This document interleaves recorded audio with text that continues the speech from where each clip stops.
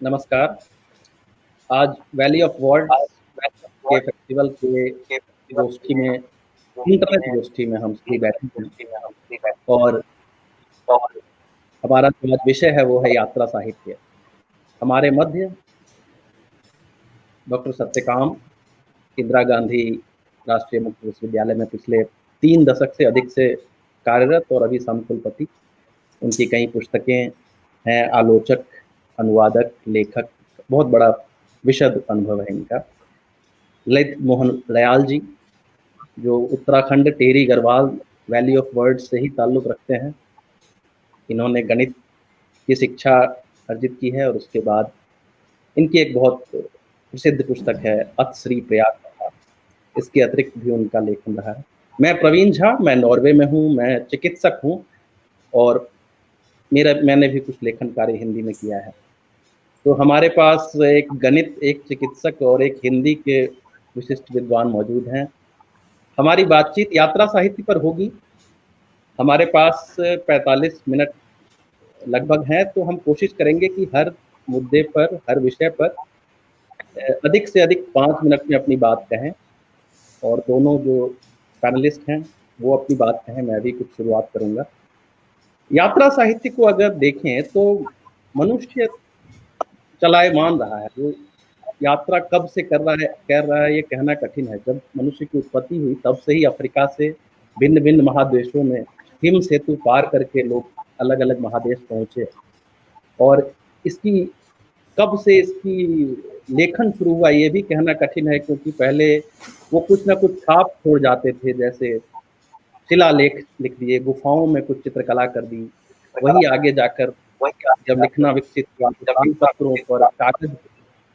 तो इसका इतिहास बहुत विशद है। और अगर भारत की भी बात करें तो अगर हम पढ़ना चाहें तो मौर्य कालीन के लिए मेगास्थनीज को, गुप्त कालीन के लिए फाहियान को, या फिर हर्षवर्धन के समय हुएनसांग को, इन यात्रा संस्मरणों को हम पढ़ते हैं और उससे इतिहास और संस्कृति की जानकारी होती है।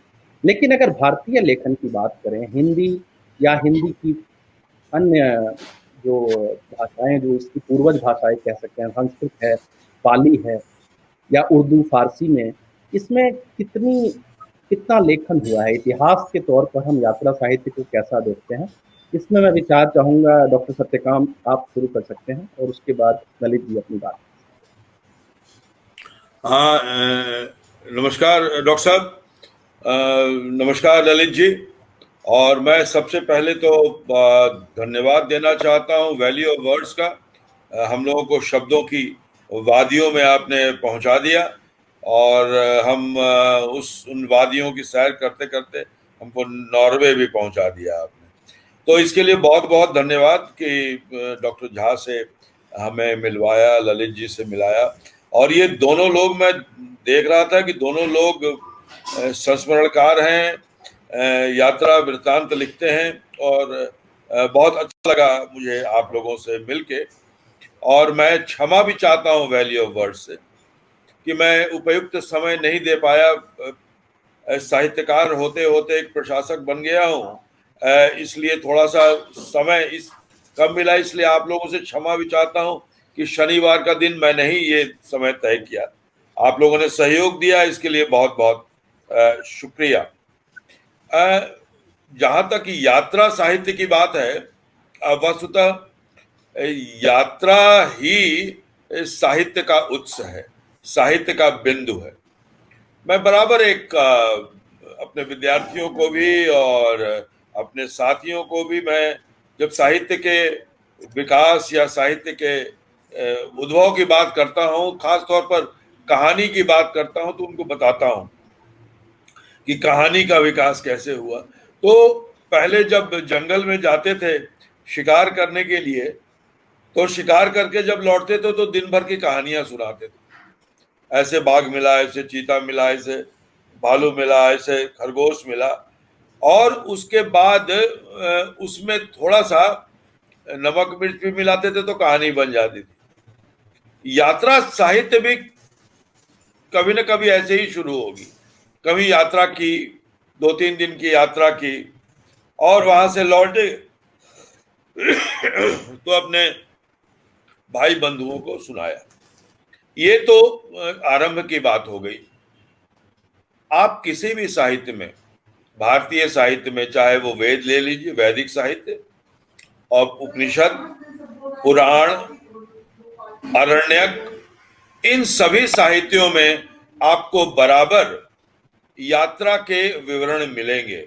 और खास तौर पर हमारे जो ऋषि मुनि थे, वो ऋषि मुनि जब एक जगह से दूसरी जगह ज्ञान प्राप्त करने के लिए जाते थे तो निश्चित रूप से वो यात्राएं बहुत करते थे, तीर्थ यात्राएं करते थे, और उनका वर्णन आपको अरण्यक में, उपनिषद में और वैदिक ऋचाओं में भी मिलेगा, प्रतीक रूप में मिलेगा।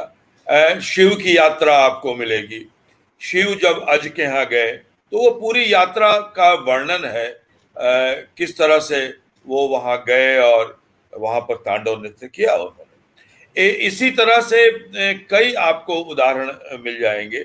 बाहर से लोग आए यहाँ, जब श्रीलंका गए अशोक के पुत्र और पुत्री, तो वहां का वर्णन शिलालेखों में मिलता है। तो लगातार यात्रा वर्णन मिलते हैं। और बहुत, डॉक्टर झा ने बहुत अच्छी बात कही कि भारत का इतिहास का बहुत अंश गुप्त कालीन, मौर्य कालीन तो बहुत सी सूचनाएं जो मिलती हैं वो ग्रीक साहित्यकारों से मिलती है। तो ये बहुत महत्वपूर्ण है, फाहियान से मिलती हैं, जैसा बात किया। लेकिन हमारा साहित्य भी जो है, संस्कृत साहित्य, पाली साहित्य, बौद्ध कालीन साहित्य, तो उसमें भी यात्राओं का बहुत वर्णन है। और खास तौर पर जो तीर्थ यात्राएं करते थे लोग, शंकराचार्य ने चारों ओर धामों की स्थापना की और उसका वर्णन किया। क्यों नहीं इसको हम यात्रा साहित्य में शामिल कर सकते हैं? तो इस तरह से यात्रा साहित्य की एक पृष्ठभूमि है, एक परंपरा है। आधुनिक काल में पाली साहित्य के बाद मध्यकाल में कबीर लगातार घूमते रहते थे, इसलिए उनकी भाषा सद्दुकड़ी भाषा बन गई। उनकी जो यात्रा है, उस यात्रा में देखिए महाभारत में कई कथाएं ऐसी हैं जिसको यात्रा साहित्य में शामिल किया। रामायण, राम जब अयोध्या से श्रीलंका तक की यात्रा करते हैं तो उसकी पूरी यात्रा का वर्णन है।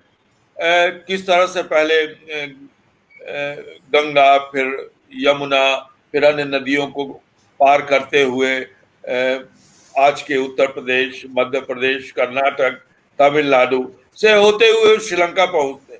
तो रामचरितमानस में एक लंबी यात्रा है राम की, तो वो भी एक यात्रा तो है और उसको इस रूप में देखे जाने की जरूरत है।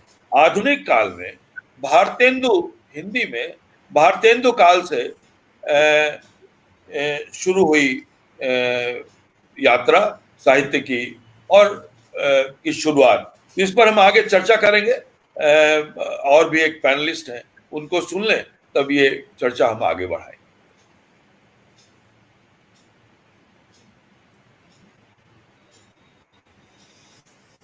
डॉक्टर ललित जी, जी ललित जी, आपके विचार यात्रा साहित्य के इतिहास के विषय में।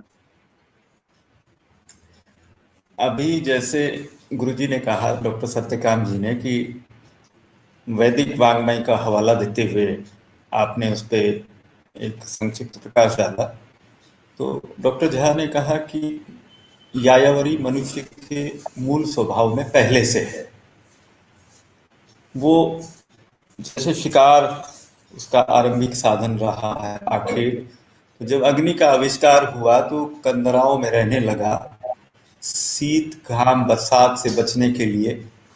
किस्सा गोई इंसान के स्वभाव में आदिम समाज से आदिम प्रवृत्ति है उसकी, कि अपने एक्सपीरियंसेस, अपने अनुभव सुनाना। तो जहाँ तक ट्रेवलॉग्स की बात है, तो हमारे यहाँ महाभारत में या रामायण में उसके आख्यान तो आते हैं, लेकिन जैसे जो विदेशी इतिहासकार या साहित्यकार हुए हैं, तो उन लोगों का नजरिया दूसरे ढंग का रहा है कि वो उपनिवेश है, साम्राज्यवाद है।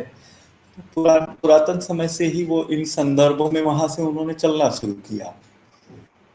आपने खुद हवाला दिया कि मेगास्थनीज के इंडिका से हमको पता चलता है कि भारतीय समाज में 7 वर्ग थे, या फाइहान कहते हैं कि यहाँ जो विनिमय है कौड़ियों के माध्यम से चलता है।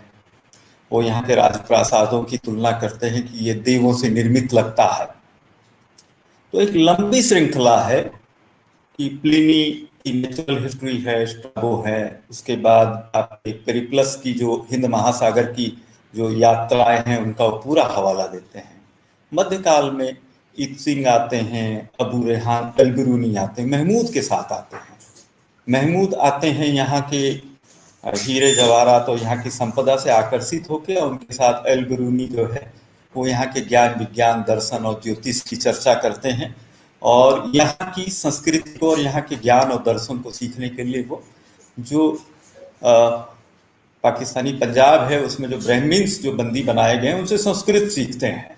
तो मतलब ज्ञान पिपासा दिखती है उन लोगों की, क्यों यहाँ के कल्चर को बेसिकली मतलब यात्रा साहित्य का मकसद है अजनबी और जो अनजाने देश हैं उनके जीवन रहन सहन समाज और संस्कृति को समझना। लेटर ऑन मार्को पोलो का इतना उनका जो ट्रेवल्स ऑफ मार्को पोलो है वो 24 साल का जो उनका कुबला खान के दरबार का जो जिक्र मिलता है उसमें वो पूरे मिडिल एशिया और यहाँ के दक्षिण एशिया की पूरी चर्चा करते हैं। तो इसकी महत्ता इस बात में ज़्यादा साबित होती है कि अभी जो हमारे यहाँ एक बड़ा चर्चित निर्णय हुआ था अयोध्या में जो संरचना थी उसको लेकर, तो उसमें जो एक पक्षकार थे उन्होंने विलियम फिच के ट्रैवलॉग को दस्तावेज के तौर पर सुप्रीम कोर्ट में प्रोड्यूस किया कि वो विदेशी यात्री है और उसका जो तटस्थ दृष्टिकोण है कि वो कहता है कि वहां पर रामलला की पूजा होती है, वहां पर उन्होंने खंडहरात देखे हैं। तो विलियम फिच का ट्रैवलॉग वहां पर दस्तावेज के तौर पर पेश होता है। ट्रेवेलर, वर्नियर, मनुची, निकोलो कोंटी एक लंबी श्रृंखला रही है, और ये जो गैप्स हैं ये हमारे भारतीय इतिहास के लैंडमार्क्स के रूप में दर्ज होते हैं, और उससे जो हमारी अपना वो है कि क्रोनोलॉजी है उस क्रोनोलॉजी को एस्टेब्लिश करने में हमें मदद मिलती है। तो मूल रूप से ये लोग बौद्धिक लोग थे और ये शासकों के साथ या जो विजित सेनाएं थी उनके साथ सहयोग के लिए आए थे, लेकिन उन्होंने अपने उसको बखूबी लिखा। तो ये प्रवृत्ति रही है। हमारे यहाँ तीर्थ यात्राओं का ज्यादा जोर रहा है, तो तीर्थ उस एंगल से ट्रैवलॉग संस्कृत आख्यानों में आते हैं। और जैसे डॉक्टर सत्यकाम ने बताया कि जो हमारा वैदिक वांग्मय है उसमें इतनी सारी ऋचाएं हैं, उनमें आप सतपथ ब्राह्मण की चर्चा करते हैं तो पूरे जो हमारा उत्तरापथ है वहां से हम सदा नीरा गंडक तक कैसे पहुंचते हैं और कैसे आर्यावर्त का विस्तार होता है। तो वो कंटेम्प्रेरी उस दौर की जो ऋचाएं हैं उस लिहाज से लिखी गई। जी प्रवीण जी। हाँ, इसी से एक सवाल उभरता है कि भारत या एशिया जो था उसको सभ्यता का पालना कहते हैं, और सभी लोग जितने चीनी थे या फिर यूरोपियन यात्री थे वो सब भारत तो आए, लेकिन क्या भारत से भी बाहर की तरफ लोगों का जाना हुआ है? जो भारत का की यात्रा फलक है वो भारत से बाहर गई है, क्योंकि चोल तो इंडोनेशिया तक गए थे, या मेरी किताब जो बहुत औपनिवेशिक भारत की है उसमें मैंने कुली लाइन्स जो है उसमें मैंने गिरमिटियों की बात की है जिनको अंग्रेज लेके गए थे फिजी या मॉरिशस, और उन्होंने अपने संस्मरण लिखे हैं। तो भारत से बाहर जाने का या हमारे फलक बढ़ने का ऐसा भी उदाहरण मिलता है इतिहास में या बाद में अगर देखें तो राहुल संकृत्यायन या अन्य के रूप में, कि वो भारत से बाहर अपने विस्तार में ले गए, या नहीं दिखता है तो क्यों? तो इसमें मैं डॉक्टर सत्यकाम से निवेदन करूंगा। डॉक्टर साहब, ऐसा है कि एक बहुत बड़ी कमी रही है हमारे लेखन में और हमारे इतिहास में कि हमने आख्यान तो संयोजित किए, आख्यान तो लिखे, इतिहास बहुत कम मिलता है। इसीलिए बार बार हमें जो बाहर के स्रोत हैं और खासतौर जो प्राचीन भारत है उसके लिए ग्रीक स्रोतों पर हमें निर्भर करना पड़ता है। यहाँ तक कि संस्कृत को और वैदिक ऋचाओं को जानने के लिए भी हमें जर्मन विद्वानों के पास जाना पड़ता है, क्योंकि संग्रह करने की कुछ प्रवृत्ति कम है और बहुत से कारण है। बहुत बार यहाँ आक्रांता भी आए और वो बहुत कुछ यहाँ से लूट के चले गए, लेकिन संग्रह करने की लिख के संग्रह करने की उतनी प्रवृत्ति नहीं मिलती है। पांडुलिपियां मिलती हैं, लेकिन सबसे पहले अशोक ने जो इंस्क्रिप्शंस बनवाने शुरू किए, वो इंस्क्रिप्शंस बहुत महत्वपूर्ण है। और उसने उस पहली बार जो चर्चा मिलती है वो इंस्क्रिप्शंस में ही मिलती है कि बौद्ध धर्म के प्रचार के लिए उसने किसको किसको कहाँ कहाँ भेजा। जैसे श्रीलंका भेजा अपनी बेटी को और अपने बेटे को, और भी अन्य लोगों को इधर उधर चीन और जापान और माने एशिया में उसने भेजा, तो उसकी चर्चा मिलती है, लेकिन उसके बाद उसका विस्तार नहीं मिलता है।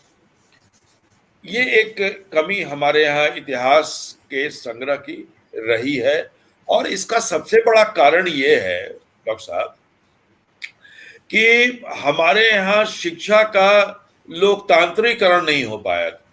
शिक्षा भी जातियों और वर्णों में विभक्त थी, और कुछ लोगों को ही, मुट्ठी भर लोगों को ही शिक्षा प्राप्त करने का अधिकार था। स्त्रियों पर भी प्रतिबंध लगा था, बाकी और उच्च वर्ग की स्त्रियों पर भी प्रतिबंध लगता था। हालांकि मैत्रेयी और गार्गी जैसे उदाहरण हमारे पास हैं, लेकिन वो कम था। तो उसमें ये हुआ कि बहुत ज्यादा संग्रह नहीं हुआ, और संग्रह हुआ तो परिवार के भीतर हुआ, और अगर उसको नष्ट होना था तो उसको नष्ट हो गया, बहुत विस्तार नहीं हुआ। इसलिए हमारे यहाँ वो संग्रह की कमी रह गई। वो तो कहिए कि कुछ संस्कृत प्रेमी बाद में उभर कर आए, इंडोलॉजी में उन्होंने रुचि दिखाई, जिससे हमें फायदा भी हुआ, नुकसान भी हुआ, खैर वो दूसरी बात है, लेकिन उन्होंने हमारे ग्रंथों को संग्रहित किया। हाँ, बाद में मध्यकाल में कुछ लोगों ने, कुछ यात्रियों ने, खासकर तीर्थ यात्रियों ने अपने वर्णन लिखे, लेकिन वो अभी तक तो फारसी में ज्यादा है वो, क्योंकि उसको लिखा भी फारसीदान लोगों ने। संस्कृत में बहुत कम मिलता है। लोक भाषाओं में अगर लिखा गया होगा तो वो विलुप्त हो गया है, वो मिलता नहीं है। जब सबसे पहले, और आप एक आदमी को याद कीजिए, अब्दुल रहीम खानखाना, जिसको रहीम के नाम से हम लोग जानते हैं, वो अकबर के नवरत्नों में से था, और वो युद्ध पे जाया करते थे। वो सेनापति भी थे वो उनके, तो वो युद्ध पर जाया करते थे। उन्होंने कुछ अच्छे संस्मरण लिखे हैं, और उससे अकबर के पूरे राज्य की और समाज की बात मिलती है। अंग्रेजों ने बहुत यात्रा संस्मरण लिखे, विदेशियों ने बहुत लिखे, जिसकी ललित जी ने जिसकी चर्चा की, मैं उसको दोहराऊंगा नहीं। आधुनिक काल में जब प्रेस आ गया और जब गद्य में रचना की जाने लगी और वो छपने लगी, तो उसके बाद भारतेंदु युग से यात्रा लेखन का सबसे प्रचलन बढ़ा। और मैं बताऊं कि तीर्थ यात्राओं का ही वर्णन सबसे पहले हुआ। भारतेंदु ने भी ब्रज की यात्रा की चर्चा की, और बलिया गए थे तो बलिया के वहां भाषण भी दिया था, उसके भी यात्रा की चर्चा की थी, मथुरा की चर्चा की थी। तो इस तरह से भारतेंदु हरिश्चंद्र ने, और उनके जो भारतेंदु मंडल में जो लोग थे, उन लोगों ने भी यात्राओं की बहुत चर्चा, माने यात्राओं का वर्णन किया, और उस वर्णन के साथ ये, और केवल अच्छा, उस समय तक विदेश जाने की प्रथा शुरू हो गई थी। मतलब कि विदेश तो जाते थे यहाँ से भारतीय व्यापार के लिए, लेकिन पढ़ने लिखने के लिए भी लोग जाने लगे अंग्रेजों के आने के बाद। और लेकिन उसकी जैसे लंदन यात्रा, एक यात्रा संस्मरण निकली, यूरोप यात्रा, ऐसे करके कई संस्मरण इस समय निकले, जिससे यहाँ के भारत में रहने वाले लोगों को भी यात्रा और संस्मरण साहित्य के द्वारा विदेश का भ्रमण करने का भी अवसर मिला। क्योंकि यात्रा भ्रमण कराती है, यत्र तत्र सर्वत्र।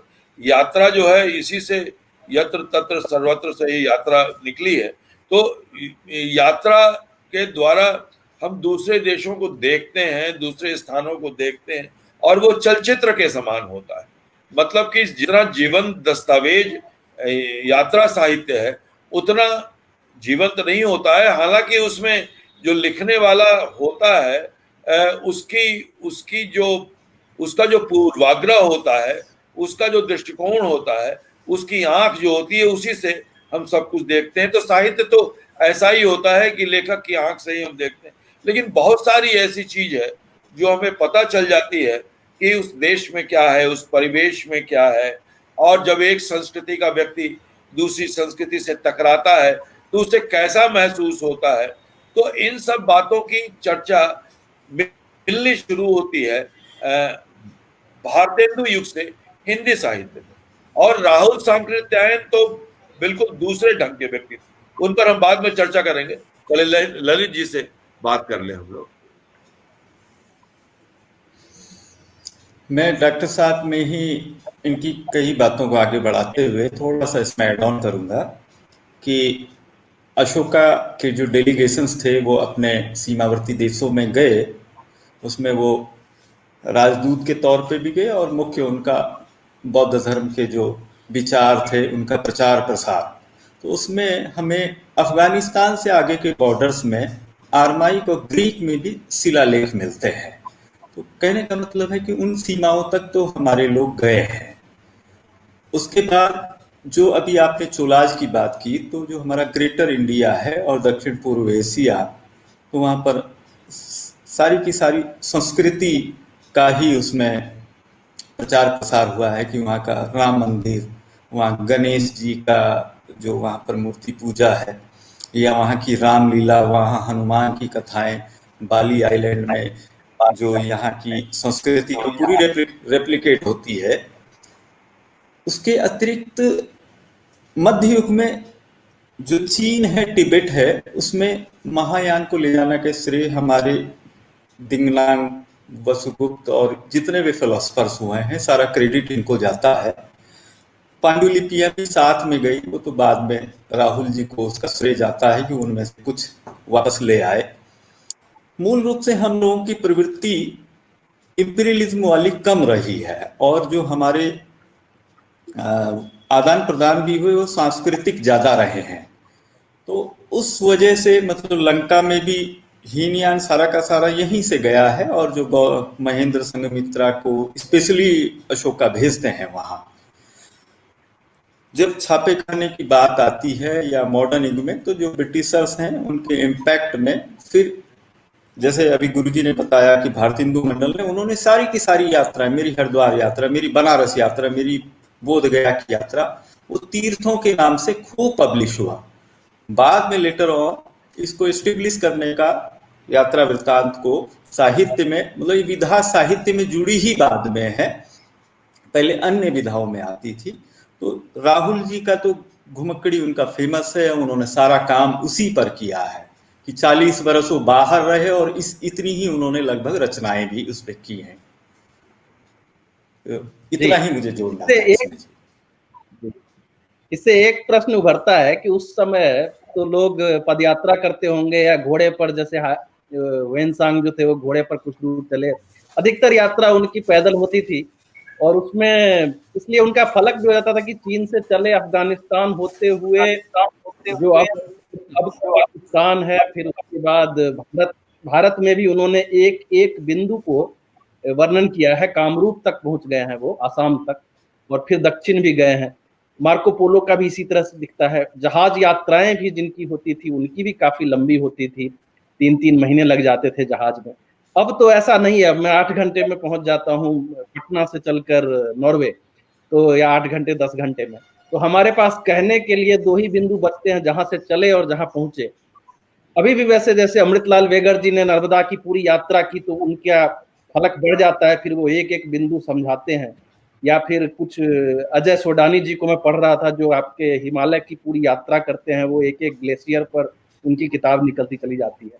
लेकिन आपको लगता है कि यात्रा के साधनों के बढ़ने से हमारा लेखन प्रभावित हुआ है? हमारे पास कहने के लिए बहुत ज्यादा नहीं बचता है जब हमारी बिंदु बहुत घट जाते हैं। इस पर डॉक्टर सत्यकाम। डॉक्टर झा, आपने आपने बहुत अच्छी बात कही कि पहले तो यात्राएं, कम दूरी की यात्राएं भी लंबे समय में होती थी और लोग चलते थे और लोग सरायों में रुकते थे और रात के अलाव जलते थे, लोग बैठते थे और आपस में बातचीत करते थे। उसको जो साहित्यकार होता था या जो डॉक्यूमेंटेशन करने वाला व्यक्ति होता था जिसकी उसमें दिलचस्पी होती थी वो लिखता था। अब और हमारे जमाने में भी ठीक है कि हवाई जहाज आ गया है और हम तुरंत पहुंच जाते हैं, लेकिन आप एक चीज का ध्यान दीजिए कि हवाई जहाज तो अभी आया है, लेकिन गांधी जी की जो यात्रा हुई है और गांधी जी ने जो अपनी यात्राओं का वर्णन किया है, पानी के जहाज से जाते थे और जब मॉरिशस में गया था तो वहां उन यात्राओं की बड़ी चर्चा थी और वहां 2 ग्रुप थे। एक कहते थे कि गांधी जी यहाँ आए थे और एक कहते थे कि नहीं नहीं, गांधी जी यहाँ नहीं आए थे। वो एक देखिए नाम भूल रहा हूं, वो डॉक्टर थे, उन डॉक्टर साहब को उन्होंने अपनी तरफ से प्रतिनिधि बनाया था कि आप मॉरिशस में मेरे विचारों का प्रसार कीजिए।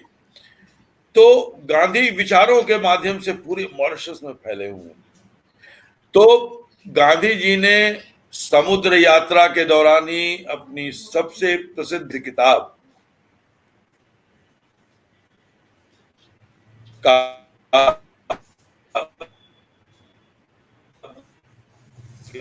की स्वराज और अपनी अपनी जहाज यात्रा का वर्णन किया है।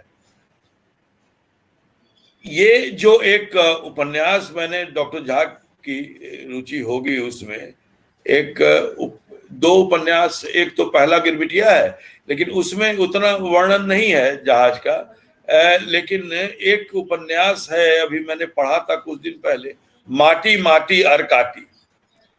और देखिए मैं उसके लेखक का नाम भूल रहा हूँ, रांची के हैं वो, अश्विनी कुमार। तो उसमें जहाज, हाँ पंकज जी, वो काफी लंबी चर्चा उसमें जहाज यात्रा की है। तो उसमें ये है कि यात्राओं का यात्रा साहित्य का मतलब ये नहीं है कि हमने पहाड़ देखे और पक्षी देखे, और ये भी है, ये भी उसका हिस्सा है, लेकिन मूलतः जो सांस्कृतिक आदान प्रदान है, ललित जी ने जिसकी बात की और भारत जिसके लिए प्रसिद्ध है, तो हमारे जितने भी यात्रा लेखक हुए, यात्रा संस्मरणकार हुए, उन्होंने सांस्कृतिक यात्रा की। केवल यात्रा करने का मतलब नहीं हुआ कि हम यहां से वहां चले गए और वहां ये देखा वो देखा, नहीं। हमारे जो यात्री थे, चाहे वो हमारे ऋषि मुनि हो या जवाहरलाल नेहरू हो या महात्मा गांधी हो या राहुल सांकृत्यायन हो या सेठ गोविंद दास हो, इन लोगों ने सांस्कृतिक यात्राएं की। और उस रविन्द्रनाथ टैगोर ने भी लंबी यात्राएं की, समुद्र यात्रा की। जब मैं सोफिया गया तो वहां भी उनकी काफी अच्छी प्रतिमा लगी हुई थी और बहुत याद करते थे, और रविन्द्रनाथ टैगोर ने बल्गारिया के बारे में काफी कुछ लिखा भी है।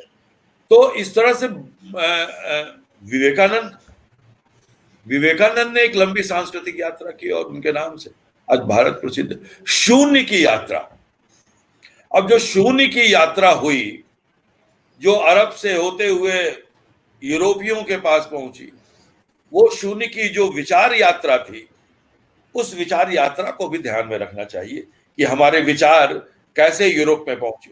केवल पैदल चल के चला जाना या हवाई जहाज से चला जाना ही यात्रा नहीं है, यात्रा है विचारों की यात्रा भी। तो हमारे जो ऋषि मुनि थे, हमारे जो बुद्धिजीवी थे, उन्होंने सांस्कृतिक यात्राएं भी।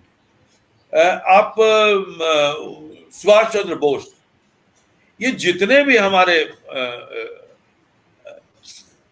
राष्ट्रीय आंदोलन के जितने भी हमारे अग्रज नेता थे, सब लोगों ने विदेश यात्रा की पढ़ने के लिए, कोई ज्यादातर लोग गए बैरिस्टर बनने के लिए, और उन्होंने अपने संस्मरण लिखे। तो और हिंदी साहित्य में भी लगातार लिखा गया। और राहुल जी ने जो लेखन किया, राहुल जी जो सब बौद्ध संपदा खच्चरों पर लाद कर और भारत ले आए, और उस पर उन्होंने लिखा, वोल्गा से गंगा तक जो उपन्यास लिखा उन्होंने, वो भी एक यात्रा है। उसमें भी दो संस्कृतियों की यात्रा है। तो यात्रा को केवल हम पैदल यात्रा या हवाई यात्रा या जमीनी यात्रा से न जोड़ें, बल्कि एक सांस्कृतिक यात्रा और बौद्धिक यात्रा से भी जोड़ें। आगे निर्मल वर्मा, नागार्जुन। हाँ डॉक्टर साहब, आप कुछ बोलना चाहते? नहीं, मैं ललित जी से ये सवाल आगे बढ़ाना चाहूंगा कि ललित जी, आपके लिए क्या महत्वपूर्ण है कि यात्रा को बिल्कुल बिंदु दर बिंदु बताया जाए या फिर उस संस्कृति को जिया जाए, जैसी डॉक्टर साहब बात कर रहे थे। तो आपके लिए क्या महत्वपूर्ण लगता है यात्रा में, संस्कृति या फिर ये बताना कि यात्रा उसने कैसे कैसे, कहाँ क्या खाया, कहाँ रुके, या दोनों? इस समय जो ट्रेवलॉग्स लिखे जा रहे हैं, तो पूर्व में लिखे जा रहे यात्रा वृत्तांतों में अपने मुख्य अंतर यही दिखाई दे रहा है कि पहले ठहराव होता था, ठहराव। अभी आपने वैनसांग की चर्चा की कि वो गोबी डिजर्ट को पार करके आए, वो लुटेरों से लुटते लुटते बचे। जब आपकी स्टेबिलिटी वहां पर होगी तो वहां पे समझ बूझ होगी, अंतर्दृष्टि विकसित होगी। मतलब केवल पाला छूने में हम वहाँ के जनजीवन, वहाँ का रहन सहन, वहाँ की परंपरा, वो हमसे कितने अजनबी हैं, किन बातों में हमसे वो सामने रखते हैं, इस मायने में मैं थोड़ा सा आगे बढ़ा के, जैसे राहुल सांकीर्तन कि मॉस्को में 26 मास, तिब्बत में 1.25 बरस, किन्नर देश में, लंका में, जापान में, मध्य एशिया में, उनका सारा वृत्तांत इस पर रचा बसा है।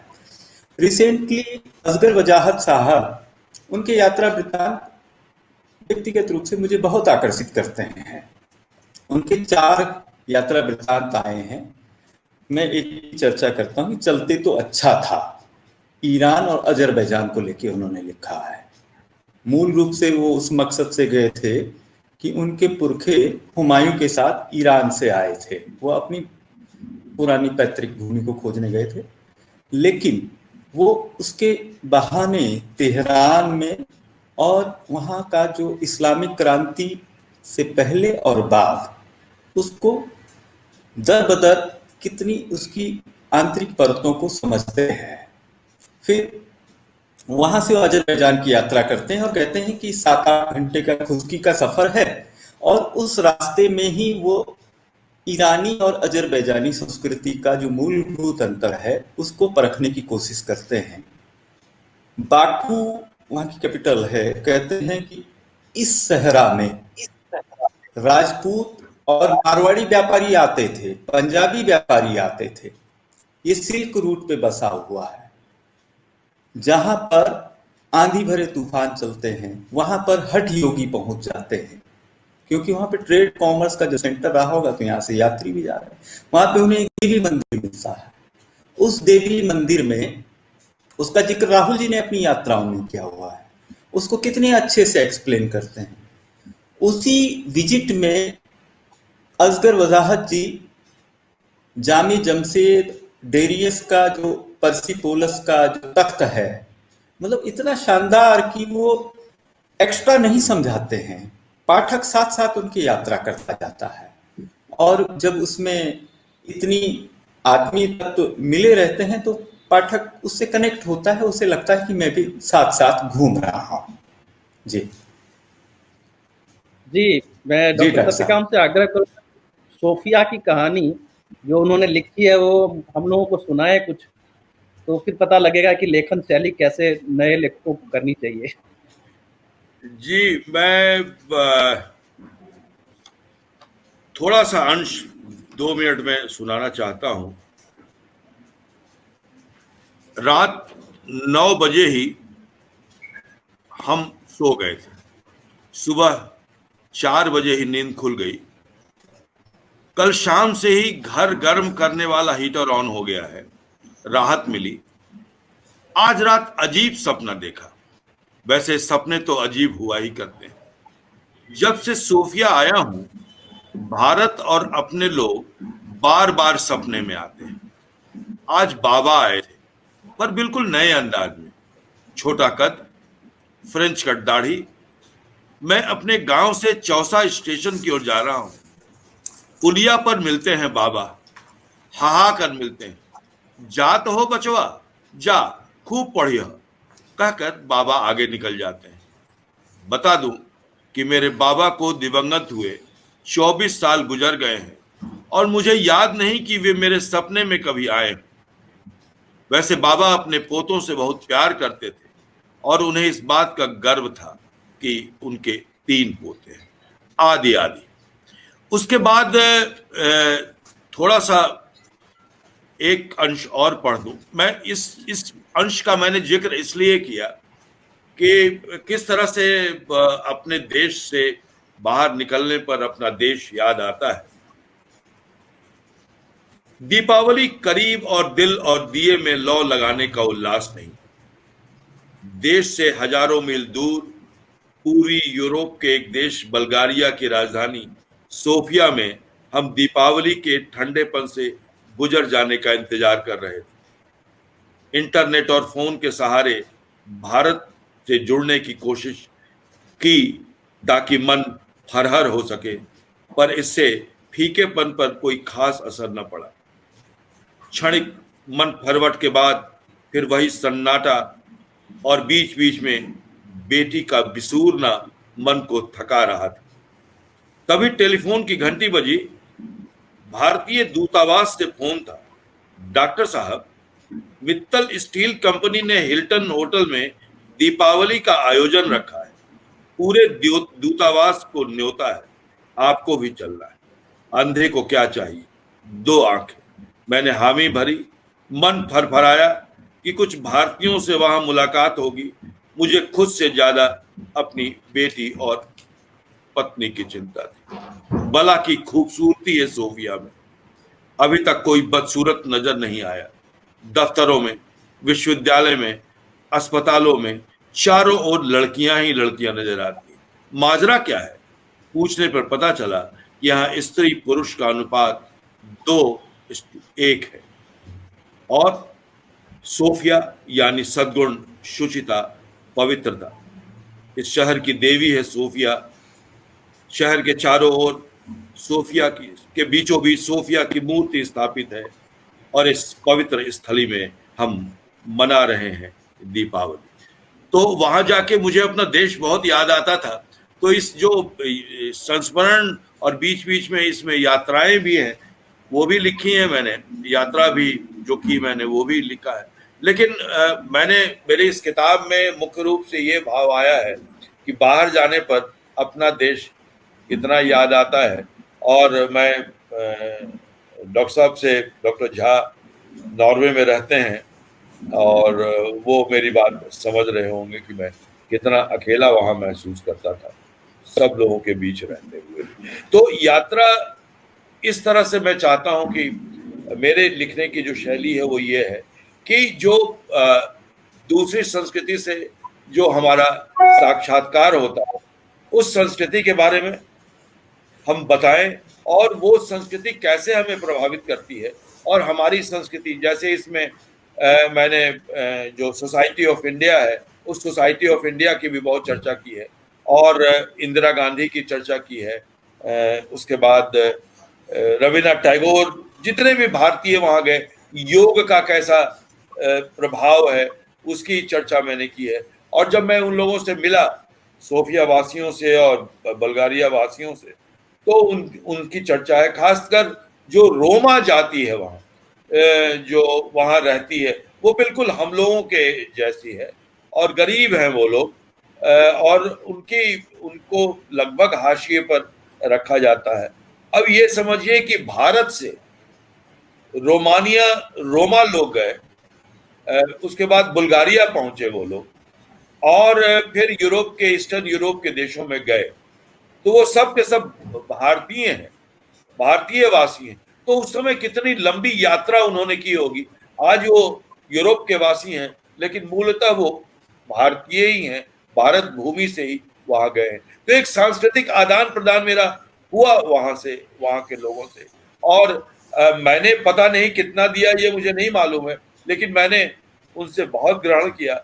और वहां से लौटने के बाद मैंने गाड़ी में हॉर्न बजाना बिल्कुल छोड़ दिया।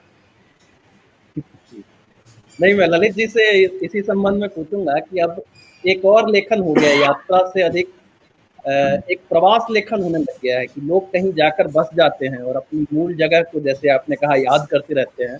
मैं ललित जी की किताब पढ़ रहा था, आत्श्री प्रयाग कथा, तो उसमें मैं सोच रहा था कि जैसे मनोहर श्याम जोशी जी या शिवानी जी या जो उत्तराखंड के लेखक हैं, उनमें कुछ उत्तराखंड का पुट मिलता है। इनमें बिल्कुल ये लग रहा है जैसे ये प्रयाग की भाषा बोल रहे हैं, वहां पर प्रयाग के ही हो गए हैं ये। तो ये एक दूसरा दिखता है कि उसकी दिखता है। ललित जी, आप अपनी लेखन यात्रा पर कुछ बताएं।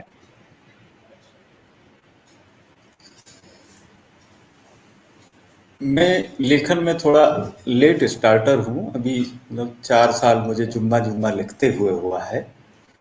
तो मतलब वही कि सबसे दूधनाथ सिंह कहते थे कि संस्मरण गद्य विधा का अवकाश है। जब आपको बड़े स्ट्रक्चर के जो कुछ उपन्यास है, नाटक है, कहानी है, तो इससे रेस्ट लेना हो तो आप मेमोयर्स लिख लीजिए। तो होता क्या है कि जो भी नया लेखक होता है वो पहले कथेतर में ही शुरुआत करता है, फिर जब उसे स्ट्रक्चरिंग और हाथ साफ होने लगता है तो धीरे धीरे फिर बड़ी विधाओं की तरफ वो अपनी घुसपैठ करता है। तो इस लिहाज से हम तो अभी नए ही हुए हैं। बाकी जो अभी आप प्रवासी साहित्य की बात कर रहे हैं, उस पर थोड़ा सा मैं ये कहना चाहूँगा, जैसे आपका ही है कुली लाइंस जो आपने लिखा है, वो चाहे वो कैरेबियन आइलैंड्स में जितने लोग गए हैं, उन्होंने मतलब आदमी अपने मूल संस्कार को भूल नहीं सकता है। वो उन पर्व त्योहार, उन संस्कार, उन रीतियों को संजो के रखता है। फिजी की बात करते हैं, मॉरिशस की बात करते हैं। मॉरिशस में अभी रामदेव धुरंधर जी हैं, हिंदी में ही लिखते हैं, खूब लिखते हैं। उनका जो पथरीला सोना है 6 खंडों में लिखा है उन्होंने। तो जो प्रवासियों की पीड़ाएं हैं कि पहले वो मतलब पूर्वी उत्तर प्रदेश से या हमारे उत्तर भारत से लोग गन्ना बोने के लिए गए, फिर वो 5वीं 6ठी पीढ़ी में वो मतलब नामचीन लोग वहां के हो गए हैं। तो अपनी मूल जड़ों को हम भूल नहीं पाते हैं। जैसे अभी डॉक्टर साहब ने कहा कि रोमा जो प्रजाति है, वो नस्ल है, वो हमारे यहाँ से बहुत उसका सामने है। तो मतलब होता है कि ऊंट मक्के की तरफ भागता है। तो मूल रूप से जब हम बाहर जाते हैं, डॉक्टर साहब को भी बल्गारिया में अपना हिंदुस्तान बहुत याद आया। हम अपनी पर्व त्योहार को वहां पर बड़ा वो सेलिब्रेट करते हैं। जब बाहर होते हैं, जब अमेरिका में जाते हैं, तो पता चलता है कि जो एशियन सब कॉन्टिनेंट है वो एक जैसी भावनाएं रखता है। वहां पर हमारे जो अड़ोसी पड़ोसी की जो मतभेद हैं वो दरकिनार हो जाते हैं। तो धरती तो हमेशा बुलाती है, याद करती है, और जो रूट्स हैं हमारी, वो हमारी रगों में प्रवाहित होती हैं, और उसके बहाने ही जो हमारा नॉस्टैल्जिया है, जो हमारे इमोशंस हैं, उसके बहाने हम लोग उससे रूबरू होते हैं। जी जी डॉक्टर जी, साहब। डॉक्टर सत्यकाम, क्या भविष्य दिखता है यात्रा साहित्य का? अब तो हिंदी का भविष्य पे भी बात होती है कि नई तरह की हिंदी लिखी जा रही है, कुछ उसमें अंग्रेजी भी मिला दिया जाता है, और नई जो पीढ़ी है उनकी उनकी रुचि बढ़ाने के लिए यात्रा साहित्य का क्या भविष्य दिखता है? लोगों को किस तरह से लिखना चाहिए, या फिर यूँ कहिए कि प्रकाशकों को किस तरह से आगे बढ़ना चाहिए, संपादकों को किस तरह से आगे बढ़ना चाहिए हिंदी यात्रा साहित्य में? देखिए, जैसा कि ललित जी ने अभी कहा कि जो यात्रा साहित्य है वो अवकाश में लेखन का साहित्य है, तो ये ऐसा साहित्य है जिसको पढ़कर मन को बड़ी शांति मिलती है। उपन्यास पढ़ना और कविता पढ़ना और निबंध पढ़ना ये सबके वश की बात नहीं है, लेकिन यात्रा साहित्य जो है उसके बहुत पाठक मिलते हैं, और क्योंकि उसमें एक सहजता होती है, एक जीवंतता होती है। स्ट्रक्चर में ढालने के बाद क्या होता है कि थोड़ा बनावटीपन भी आ जाता है। जो उपन्यासकार या कथाकार अपनी कथा को स्ट्रक्चर में बांधने की कोशिश करता है, उसको पढ़ना थोड़ा मेरे लिए भी मुश्किल हो जाता है। बाकी पाठकों की बात तो मैं नहीं जानता, लेकिन यात्रा साहित्य, संस्मरण, ये सब चीजें जो हैं इसको बहुत दिलचस्पी से लोग पढ़ना चाहते हैं, और खास तौर पर जो विदेशों को जानना चाहते हैं अपने घर पर रहकर, या मैं तमिलनाडु के बारे में जानना चाहता हूँ तो, या जैसे आपने नर्मदा यात्रा के बारे का जिक्र किया, मैं उसके बारे में, प्रकृति के बारे में जानना चाहता हूँ, तो यात्रा साहित्य के माध्यम से मैं बेहतर ढंग से उसको अंगीकार कर सकूंगा, आत्मसात कर सकूंगा। इसलिए यात्रा साहित्य का भविष्य बहुत अच्छा है, बशर्ते कि वो यात्रा साहित्य केवल रोज नामचा नहीं हो जाए, हमने ये किया, वो किया, ये किया। सांस्कृतिक यात्रा जितनी भी होगी उसमें वो पहलू आ जाएंगे वो, लेकिन क्षण क्षण का वर्णन कोई करेगा तो वो क्यों मैं आपके रोजमर्रा में मेरी दिलचस्पी होगी? मेरी दिलचस्पी नहीं है, मेरी भी वही रोजमर्रा की जीवनी है जो आपकी है। हाँ, यदि आप कुछ विशेष बात बताएंगे अपने जीवन से, अपने अनुभव से, तो निश्चित रूप से मैं दिलचस्पी लूंगा। अगर ललित जी मुझे उत्तराखंड के बारे में या पहाड़ के बारे में या वहां के जीवन के बारे में, वहां के लोगों के बारे में चलते चलते कुछ बताएंगे तो मैं उसको पढ़ना चाहूंगा, लेकिन वो अगर यही बताने लगेंगे या मैं भी वही बताने लगूंगा कि मैं सुबह उठा और ये किया, बाहर निकला तो मुझे वो मिले और वो, नहीं, उससे साहित्य तो बनेगा ही नहीं, पहली बात। दूसरी बात यह है, आपने ये कहा कि देखिए जो हमारा भारतीय साहित्य है और जो हमारा लोक साहित्य है, वो भारतीय साहित्य और लोक साहित्य के पाठक बहुत हैं, लेकिन उनके अनुसार लिखने वाले लेखक बहुत कम। मैं तो ये देखता हूं कि हिंदी में जो लोग लिखते हैं वो अपने लिए ज्यादा लिखते हैं, अपने पाठकों के लिए कम लिखते हैं, तो पाठक नहीं मिलेंगे आपको। तो इसलिए आप थोड़ा ये भी देखिए कि आपको पढ़ने वाला कौन है, कोई पढ़ सकता है क्या? गुलशन नंदा को मैं बहुत पसंद करता हूँ कि उसको बहुत लोग पढ़ते थे और बहुत साहित्यिक अभिरुचि पैदा की। देवकी नंदन खत्री को मैं बहुत पसंद करता हूँ। तो सवाल ये उठता है, देखिए प्रेमचंद को पढ़ने वाले लोग बहुत कम हो गए, अंग्रेजी में पढ़ते हैं लोग प्रेमचंद। ये समस्याएं तो हैं, लेकिन वो समस्या इसीलिए है क्योंकि हमारी सारी पढ़ाई, और खास तौर पर जो युवा वर्ग है, किशोर वर्ग है, और जो शहरों में रहता है, उसकी पढ़ाई लिखाई अंग्रेजी में ज्यादा होती है, तो अंग्रेजी की पुस्तकें पढ़ता है। लेकिन अभी भी जो सेकेंड और थ्री टियर के जो शहर हैं, जहां वहां भी अब कम होने लगा है, लेकिन वहां भी जब भारतीय भाषाओं में बच्चे पढ़ते हैं तो भारतीय साहित्य से परिचित होते हैं, हिंदी साहित्य से परिचित होते हैं, प्रेमचंद को पढ़ते हैं और प्रेमचंद को समझते हैं। लेकिन आज की भाषा से प्रेमचंद की भाषा भी थोड़ी दूर हो गई। अब जब मैं सोफिया में ही विद्यार्थियों को प्रेमचंद पढ़ा रहा था, मुझे दिक्कत महसूस हो रही कई शब्दों को लेकर जो प्रेमचंद लिखते हैं।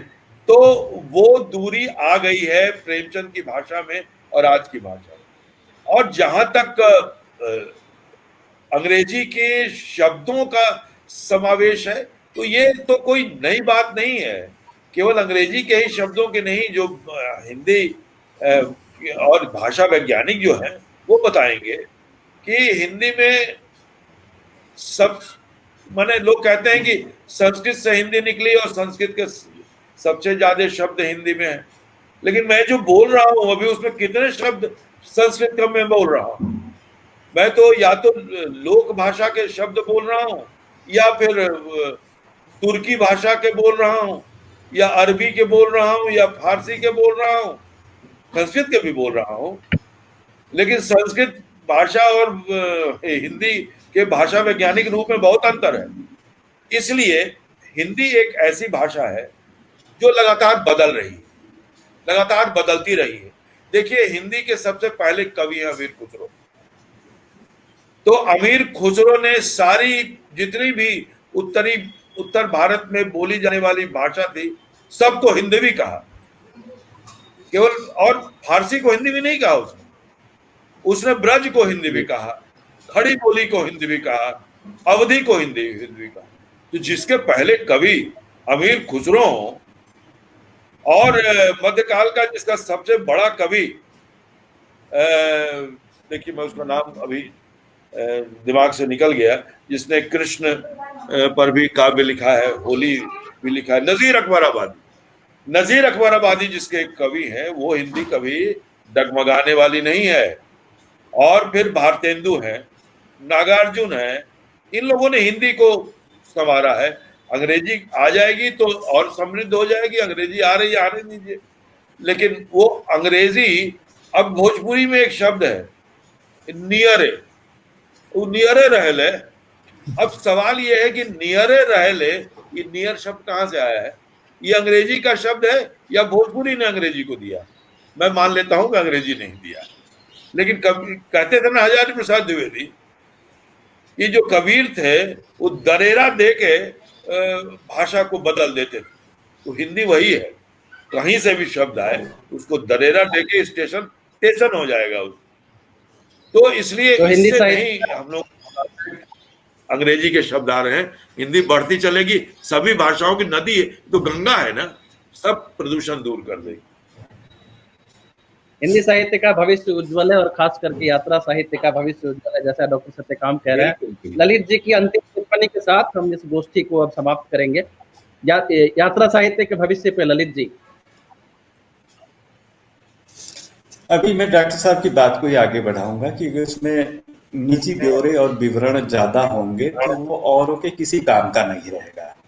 साहित्य की किसी भी विधा में महत्वपूर्ण होता है कि उसकी अन्विति क्या है, उसका प्रभाव क्या है, इम्पैक्ट क्या है। पाठक जब तक उसे पढ़कर तरोताजा महसूस करे, उसे उससे कुछ नया मिले, उससे तृप्ति मिले, तभी पाठक उससे एकाकार होगा।